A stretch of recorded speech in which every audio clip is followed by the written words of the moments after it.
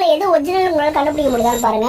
Number 3 சொல்லிருந்தீங்கன்னா நீங்க கரெக்டா guess பண்ணிருக்கீங்க. பட் நம்பர் 1 நம்பர் 2 instagram.com இருக்கு. அது எப்படி வரும்னு கேட்டீங்கன்னா இதான் URL மாஸ்கிங் சொல்லுவாங்க. இதை ஃபிஷிங் அட்டாக்ஸ்ல ஒரு ஹேக்கர் எப்படி யூஸ் பண்ணுவாங்கன்னு சொல்லிட்டு பார்க்கலாம் வாங்க.